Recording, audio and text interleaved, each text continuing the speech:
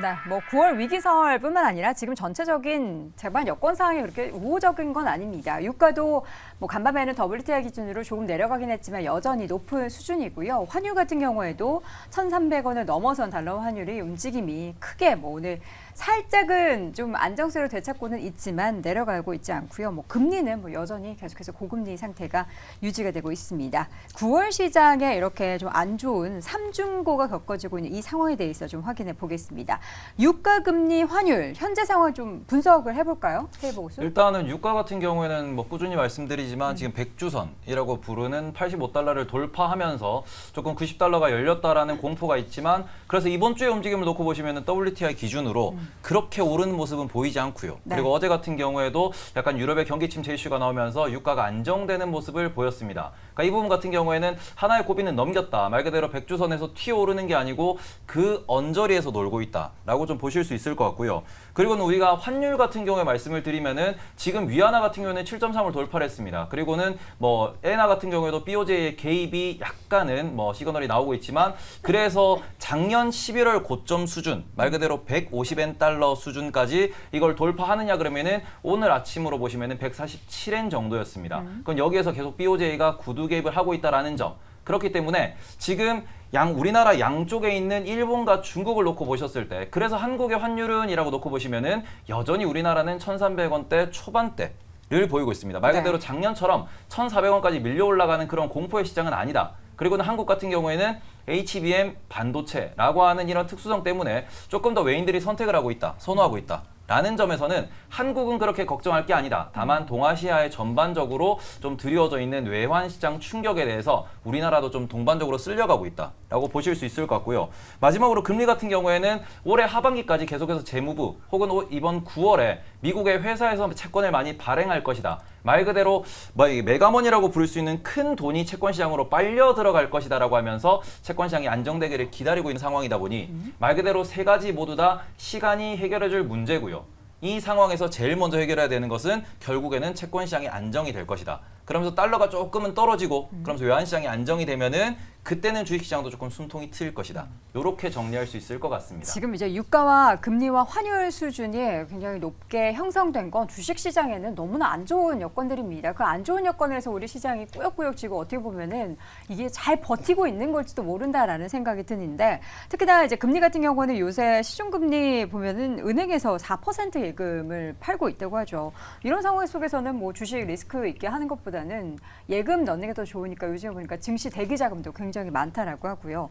그런데 더 중요한 건 이렇게 높은 금리다 보니까 대출 쪽에 있어서 영향에 좀 우려가 되는데 대출 금리까지 좀 영향을 미칠까봐 좀 걱정이 되긴 해요. 네, 그러니까 대출 금리 오르는 거는 지금 이제 금융채가 다시 5년물간 4%대로 이제 올라서면서 자극을 하고 있는 건 분명히 맞고. 네. 시중은행들이 자금을 빨아들이고 있는 형국이거든요. 그러니까 주식도 부진하고 뭐 부동산도 여전히 과거에 비해서는 재미가 없는 그런 상황이니까 시중 대기 자금을 이제 은행들이 빨아들이고 있는 가운데 대출 금리가 스멀스멀 오르고 있는 거죠. 네. 근데 이제 이게 어디까지 갈 것이냐라고 놓고 봤었을 때는 저는 정부 정책 전환이 이제 지금 시점이 왔다라고 봐요. 그러니까 대출 규제, LTV, DTI 규제를 풀면서 그때 주담대가 확 또 늘었잖아요. 그러면서 대출 경쟁, 뭐 지금 막차 타기 심리도 지금 나타나고 있지만 네. 정부가 계속해서 꾸준히 최근 들어서 정책 전환을 지금 시사를 하고 있단 말이죠. 그러면 LTV나 DTI를 다시 조일 가능성, 그 다음에 은행들의 대출 총량 같은 경우도 통제할 가능성이 지금 상당히 높아져 가고 있습니다. 네. 그럼 저는 이거는 안정화 단계로 다시 좀 접어들 거라고 생각을 하고요. 아까 테이버님 말씀을 조금 첨언드리면 지금 상황은 말씀대로 삼중고, 유가, 금리, 환율 다 안 좋잖아요. 네. 근데 이게 어디까지 안 좋아질 거냐라고 본다면 저는 이 또한 지나가리라라고 생각을 합니다. 버티면 그래서, 됩니까?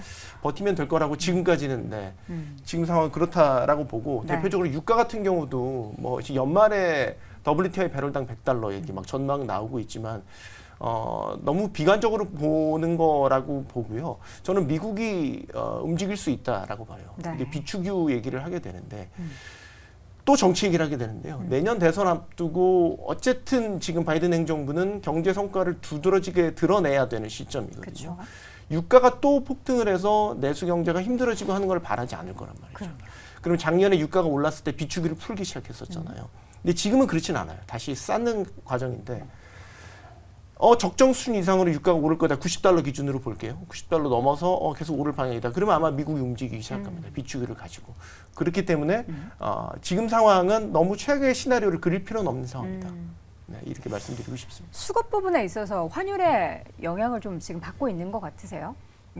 개별 종목 단위로 움직이고 있지 않나요? 지금 삼성전자는 사고 시장은 뭐 팔고 있는 그런 양상이니까 외국인들의 수급만 보자면 외국인들이 정말 우리 시장의 리스크를 느끼고 있다면 그러면 전체적으로 뭐 채권도 빠지고 그다음에 주식시장에서도 빠져나가는 그런 시그널이 보여야 되는데 저는 지금 말씀해 주셨던 그 세 가지 요소는 모두 상단을 제약하는 요소지 지금 하락을 촉발시키고 있는 요소는 아니라고 보고 있고 외국인 수급도 지금 그나마 산업이 좋아지고 있는 반도체 쪽이라든지 일부 뭐 지주사를 포함한 종목군들에 대해서는 여전히 긍정적인 관점을 꾸준하게 유지하고 있어서 뭐 그렇게까지 큰 변화를 야기할 것으로 보지는 않습니다. 네, 고금리, 고유가 또 고환율은 경기도 그렇고 주식시장도 그렇고 굉장히 부정적인 환경이 유지가 되고 있는데 우리 김대중 네. 교수님께서는 시장 상황을 또 오랜 기간 지켜보신 만큼 이런 상황이 과거에도 있었는지. 지금 현재 고금리, 고유가, 고환율이 아닙니다.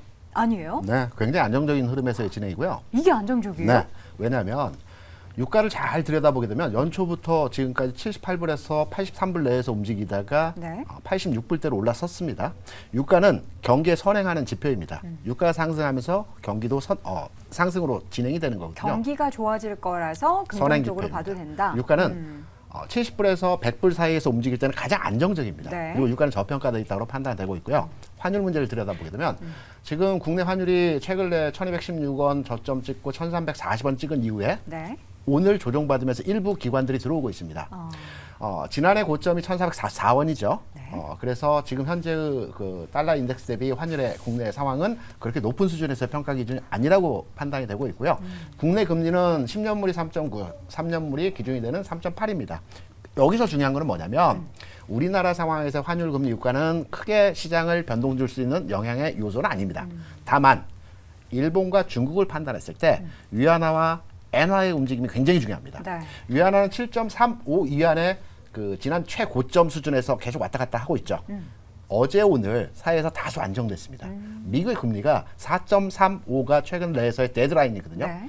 어제 오늘에서 다소 안정화하는 형태에서의 진행이 나타나고 있습니다. 4.2대로 내려왔거든요.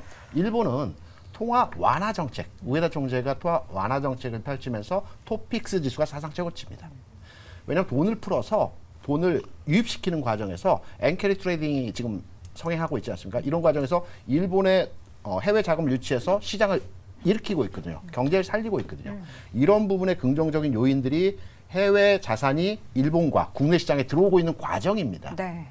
그리고 중국에 대한 요인은 악재성 요인인데 이 부분은 G20이 지나고 나면 어느 정도 해소될 것으로 판단되고 있기 때문에 시장에서 나오는 고유가, 고환율, 고금리 수준에서의 경제 부정적인 내용에서 판단은 아직은 아니다. 라고 해석할 수 있는 내용에서의 흐름입니다. 그렇다면 이런 얘기를 하면서 빌미로 시장이 조정을 보인다면 오히려 매수의 기회로 활용을 한다라는. 경기 민감주를 사야죠. 경기 민감주라고 하면 네. 힌트가 뭐 뉴스에 다 나옵니다. 이메일 들여다보면 8월 수출 데이터를 보게 되면 네. 6개 품목이 수출이 늘어났어요. 잘 아시는 뭐 자동차 부품, 네. 철강, 기계, 그리고 마지막 두 가지가 중요하거든요. 가전과 디스플레이 수출이 늘어났습니다. 그러면 기존에 최근까지 수출이 늘어나고 있던 자동차나 철강이나 기계는 제외하고요. 왜? 계속 좋았으니까. 최근 내에서의 수출이 증가하고 있는 가전하고 디스플레이를 보는데 네. 디스플레이 쪽에서 OLED 부분이 수출이 늘어나고 있거든요. OLED 부분은 국내 생산의 위치가 세계 그 점유율의 81%를 차지하고 있습니다. 기존의 LCD는 중국에 넘겨졌죠. 네. 우리가 한 5년 1위를 하다가 중국에 넘겨준 상태이고요. OLED 분야는 우리나라가 전 세계에서 탑입니다. 그래서 OLED 수출이 늘어나고 있다는 것은 향후에 OLED 부분에 관련 종목들이 움직일 가능성이 굉장히 높다. 8월 수출 데이터를 통해서 판단했을 때.